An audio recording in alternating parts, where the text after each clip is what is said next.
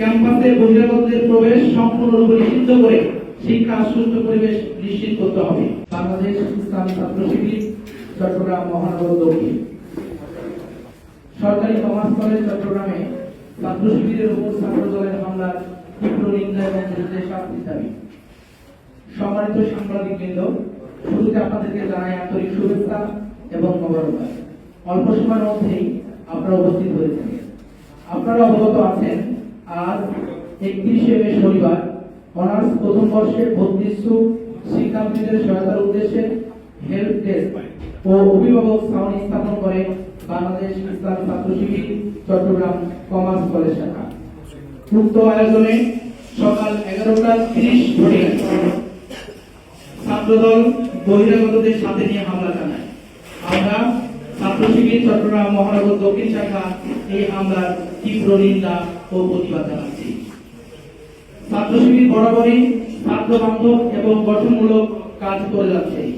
তারই ধারাবাহিকতায় বাংলাদেশ ইসলামী ছাত্র শিবির চট্টগ্রাম মহানগর দক্ষিণের অধীনে সরকারি কমার্স কলেজ অনার্স প্রথম বর্ষের শিক্ষার্থীদের জন্য হেল্প ডেস্ক এবং অভিভাবক ছাউনি স্থাপন করে।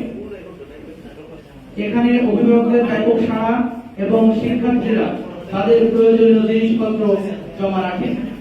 কিছু সময় অতিবাহিত হওয়ার পর ছাত্র দলের নেতাকর্মীরা হেল্প ডেস্কে অতর্কিত হামলা চালায় এবং ভাঙচুর করে। এতে আমাদের 3 জন ভাই গুরুতর আহত হন। আমরা লক্ষ্য করেছি যে দেশব্যাপী ক্যাম্পাসগুলোতে শিক্ষার সুষ্ঠু পরিবেশ বিনষ্ট করা এবং ছাত্র সংসদ নির্বাচন বিলম্ব করতে ইতিমধ্যে বাম সংগঠন এবং ছাত্র দল একত্রিত হয়ে নানামুখী অপতৎপরতা চালিয়ে যাচ্ছে।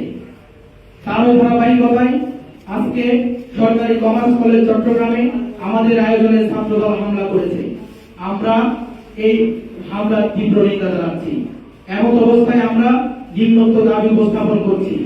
1. ক্যাম্পাসে বহিরাগতদের প্রবেশ সম্পূর্ণরূপে নিষিদ্ধ করে শিক্ষা সুষ্ঠু পরিবেশ নিশ্চিত করতে হবে। 2.